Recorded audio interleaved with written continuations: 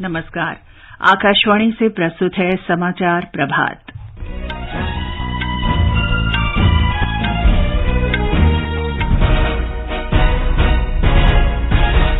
प्रधानमंत्री नरेंद्र मोदी 24,470 करोड़ रुपए से अधिक की लागत से 508 रेलवे स्टेशनों के पुनर्विकास का वर्चुअल माध्यम से शुभारंभ करेंगे।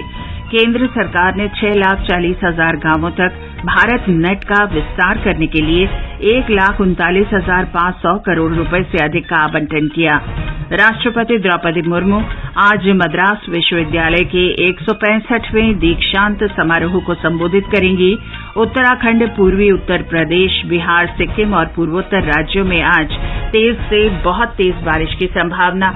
एचएस प्रणॉय आज सुबह सिडनी में ऑस्ट्रेलिया ओपन बैडमिंटन टूर्नामेंट के सिंगल्स फाइनल में चीन के वेंग होंगयांग से खेलेंगे और 5 2020 क्रिकेट मैचों की श्रृंखला के दूसरे मुकाबले में भारत आज गयाना में वेस्टइंडीज के साथ खेलेगा। समाचार प्रभात के साथ मैं चंद्रिका जोशी। प्रधानमंत्री नरेंद्र मोदी आज वीडियो कॉन्फ्रेंसिंग से देश भर के 508 रेलवे स्टेशनों के पुनर्विकास की आधारशिला रखेंगे। अमृत भारत स्टेशन योजना के अंतर्गत 24,470 करोड़ रुपए से अधिक लागत से स्टेशनों का पुनर्विकास किया जाएगा। शहर के दोनों किनारों के उचित एकीकरण के साथ इन स्टेशनों को सिटी सेंटर के रूप में विकसित करने के लिए मास्टर प्लान तैयार किए जा रहे हैं। प्रधानमंत्री की कचरे से कंचन की अवधारणा के अंतर्गत कोयम्बटूर स्मार्ट सिटी मिशन ने दशकों से जमा कचरे को साफ करने तथा उससे आमदनी का बीड़ा उठाया है। हमारे संवाददाता ने बताया है कि स्मार्ट सिटी मिशन में लगभग 2,000 करोड़ रुपए मूल्य की सरकारी जमीन को भी कचरा मुक्त किया जाएगा। आधिकारिक आंकड़ों के मुताबिक कोयम्बटूर शहर में कई सालों से 15.5 लाख घन मीटर से ज्यादा कचरा जमा था। इस कचरे के पहाड़ के नीचे 650 एकड़ जमीन भी दबी हुई है। स्मार्ट सिटी मिशन लिमिटेड के महाप्रबंधक भास्कर श्रीनिवासन ने बताया कि पहले चरण में हमने 2.5 साल में करीब 9.5 लाख घन मीटर कूड़ा साफ करने का बीड़ा उठाया है। इससे 140 एकड़ बेशकीमती जमीन भी मुक्त कराई जा सकेगी। उन्होंने बताया कि अब तक 50 एकड़ जमीन से कचरा हटाया जा चुका है और बाकी जमीन भी जल्द ही कचरा मुक्त हो जाएगी। करीब 2,000 करोड़ रुपए की जमीन का इस्तेमाल आईटी पार्क, उद्योगों और अन्य विकास परियोजनाओं के लिए किया जाएगा। कोयम्बटूर में रोजाना 1100 टन कचरा निकलता है। भविष्य में कचरा जमा न हो, इसके लिए कूड़ा उठाने वाले वाहनों की जीपीएस सिस्टम से निगरानी भी की जा रही है। संजीव शर्मा, आकाशवाणी समाचार, कोयम्बटूर। सरकार ने देश भर में 6,40,000 गांवों में भारत नेट के विस्तार के लिए 1,39,579 करोड़ रुपए आवंटित किए हैं। संचार मंत्रालय ने बताया कि भारत नेट की विस्तार परियोजना लगभग 2 वर्ष में पूरी की जाएगी। मंत्रालय ने कहा है कि देश की 60,000 ग्राम पंचायत गांवों में 8 महीने में प्रायोगिक परियोजना की सफलता के बाद विस्तार परियोजना शुरू करने का फैसला किया गया। संचार मंत्रालय ने बताया कि भारत नेट प्रायोगिक योजना में 1,94,000 गांवों तक पहुंचा है और अब तक 5,67,000 घरों में भारत नेट कनेक्शन सक्रिय है। मंत्रालय ने यह भी बताया कि विस्तार कार्यक्रम से लगभग 2,50,000 रोजगार भी उपलब्ध होंगे। राष्ट्रपति द्रौपदी मुर्मू आज चेन्नई में मद्रास विश्वविद्यालय के 165वें दीक्षांत समारोह को संबोधित करेंगी। इस अवसर पर कई अन्य कार्यक्रम भी आयोजित किए गए हैं। एक रिपोर्ट। नीलगिरी जिले के मुड्डुपलई तेप्पाकाडू हाथी शिविर को देखने के बाद राष्ट्रपति द्रौपदी मुर्मू चेन्नई पहुंच गई हैं, जहां वे मद्रास विश्वविद्यालय के 165वें दीक्षांत समारोह में शामिल होंगी। इसके बाद वे तमिलनाडु के राज्यपाल आर.एन. रवि द्वारा राजभवन में आयोजित कार्यक्रम में शामिल होंगी, जहां वे उस क्षेत्र के जनजातीय समूह के लोगों से मुलाकात करेंगी। बाद में वे महाकवि सुब्रमण्य भारतीयार की प्रतिमा का अनावरण करेंगी और राजभवन के दरबार हॉल का नाम बदल कर भारतीयार हॉल करेंगी। इस गरिमामयी अवसर पर राष्ट्रपति के सम्मान में राजभवन में एक सांस्कृतिक कार्यक्रम का आयोजन भी किया गया है। राष्ट्रपति मुर्मू तमिलनाडु के 2 दिन के दौरे पर हैं। चेन्नई से लीला मीनाक्षी की रिपोर्ट के साथ समाचार कक्ष से विजयलक्ष्मी कासोटिया। चंद्रयान ने चंद्रमा की कक्षा में सफलतापूर्वक प्रवेश कर लिया है। ये एक महत्वपूर्ण उपलब्धि है। अंतरिक्ष यान को बेंगलुरु में मिशन संचालन केंद्र से सफलतापूर्वक नियंत्रित किया गया था। अगस्त के पहले सप्ताह में चंद्रयान चंद्रमा के चारों ओर दीर्घ वृत्ताकार कक्षा में 5 से 6 परिक्रमाएं पूरी करेगा और फिर धीरे धीरे 100 किलोमीटर की गोलाकार कक्षा में पहुंच जाएगा। अगले 10 दिन में चंद्रमा के दक्षिणी ध्रुव क्षेत्र के भीतर एक निश्चित लैंडिंग स्थल निर्धारित किया जाएगा। ये समाचार आकाशवाणी से प्रसारित किए जा रहे हैं। समाचार प्रभात में आपका फिर स्वागत है। राष्ट्रीय स्वास्थ्य प्राधिकरण ने आयुष्मान भारत डिजिटल मिशन के अंतर्गत डिजिटल स्वास्थ्य प्रोत्साहन योजना की अवधि को इस वर्ष 31 दिसंबर तक बढ़ा दिया है। स्वास्थ्य मंत्रालय ने कहा है कि डिजिटल स्वास्थ्य प्रोत्साहन योजना में डिजिटल स्वास्थ्य रिकॉर्ड की संख्या और रोगियों के आयुष्मान भारत स्वास्थ्य खाते के नंबरों से संबंधित डिजिटल स्वास्थ्य रिकॉर्ड पर 4 करोड़ रुपए तक का प्रोत्साहन दिया जाता है। इस योजना में अस्पतालों और नैदानिक प्रयोगशालाओं तथा डिजिटल स्वास्थ्य सेवाएं प्रदान करने वालों को प्रोत्साहन दिया जाता है। गृह और सहकारिता मंत्री अमित शाह आज पुणे में केंद्रीय सहकारी समिति पंजीयक कार्यालय के पोर्टल का उद्घाटन करेंगे। इसका उद्देश्य समिति के कामकाज में कागज के उपयोग को पूरी तरह से बंद करना तथा बहुराज्यिक सहकारी समिति अधिनियम और नियमावली का स्वतः अनुपालन, कारोबारी सुगमता, डिजिटल संवाद और पारदर्शी प्रसंस्करण प्रक्रिया सुनिश्चित करना है। मंत्रालय ने बताया कि इस पोर्टल की मदद से आवेदनों और सेवा अनुरोधों पर समयबद्ध रूप में कार्रवाई की जा सकेगी। इसमें ओटीपी का उपयोग कर पंजीकरण किया जा सकेगा। नियमानुसार अनुपालन के लिए सत्यापन जांच की जा सकेगी। वीडियो कॉन्फ्रेंस के माध्यम से अपना पक्ष रखा जा सकेगा तथा पंजीकरण प्रमाण पत्र जारी किया जा सकेगा और इलेक्ट्रॉनिक संवाद भी आसान होगा। मंत्रालय के अनुसार इस कंप्यूटरीकरण परियोजना से बहुराज्यिक सहकारिता समिति के पंजीकरण में सहायता मिलेगी और उनका कामकाज आसान होगा।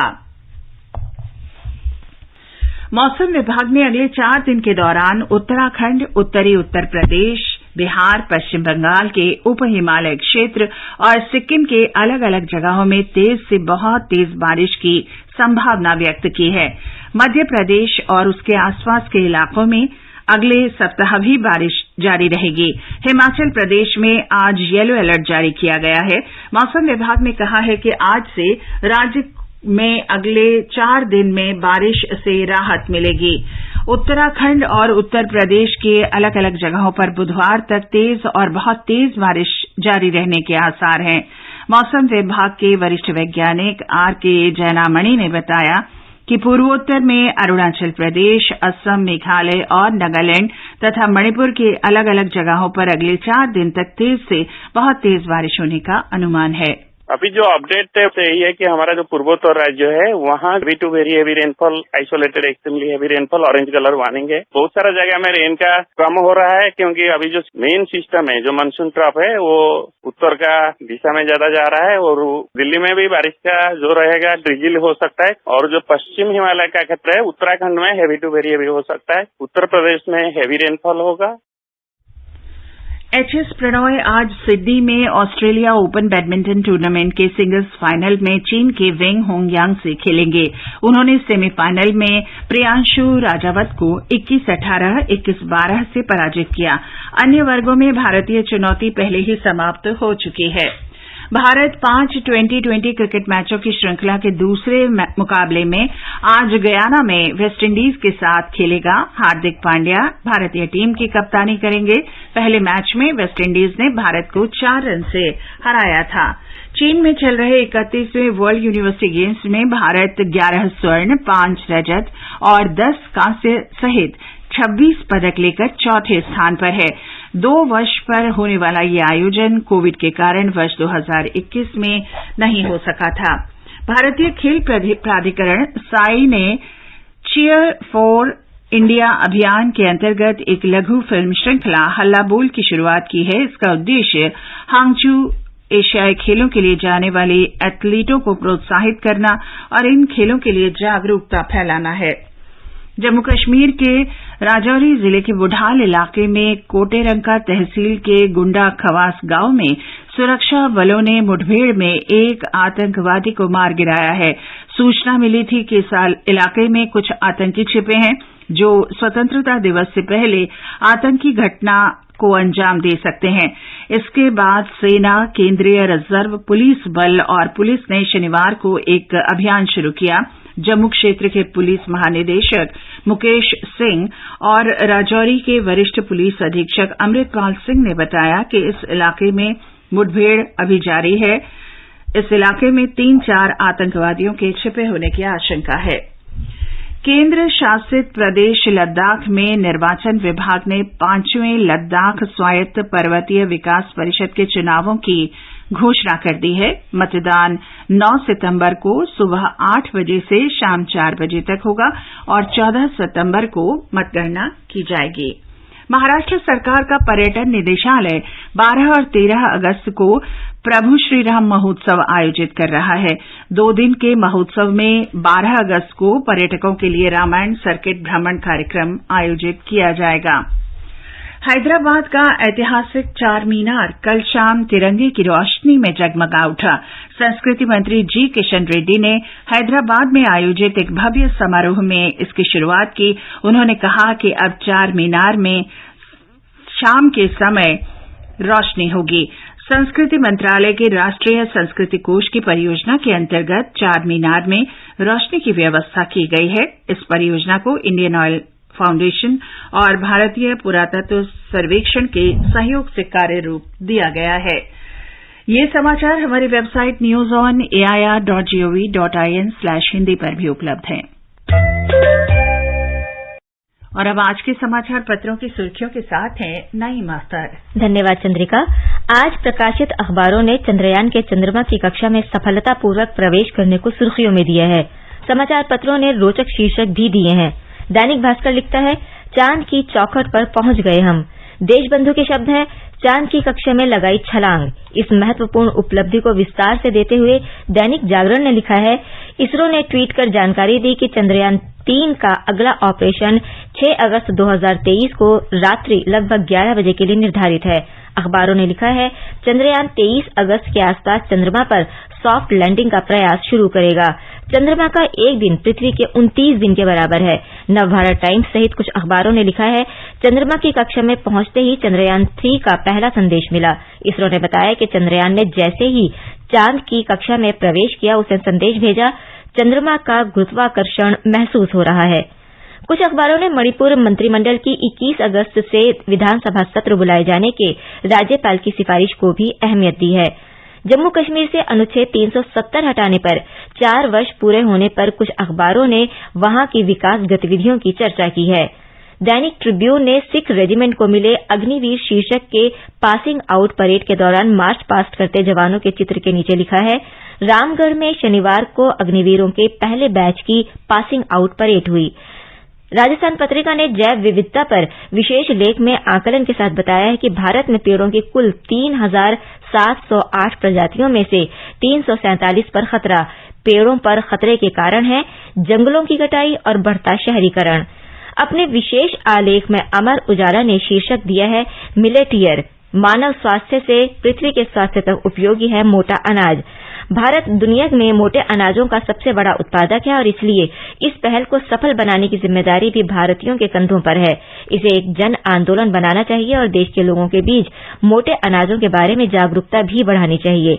हिंदुस्तान, जनसत्ता, नवभारत टाइम्स और राष्ट्रीय सहारा ने लिखा है, कल देर रात दिल्ली एनसीआर सहित समूचे उत्तर भारत में भूकंप के झटकों से थर्राई धरती। और अंत में मुख्य समाचार एक बार फिर। प्रधानमंत्री नरेंद्र मोदी 24,470 करोड़ रुपए से अधिक लागत से 508 रेलवे स्टेशनों के पुनर्विकास का वर्चुअल माध्यम से शुभारंभ करेंगे। केंद्र सरकार ने 6,40,000 गांवों तक भारत नेट का विस्तार करने के लिए 1,39,500 करोड़ रुपए से अधिक का आवंटन किया। राष्ट्रपति द्रौपदी मुर्मू आज मद्रास विश्वविद्यालय के 165वें दीक्षांत समारोह को संबोधित करेंगी। उत्तर उत्तराखंड, पूर्वी उत्तर प्रदेश, बिहार, सिक्किम और पूर्वोत्तर राज्यों में आज तेज से बहुत तेज बारिश की संभावना।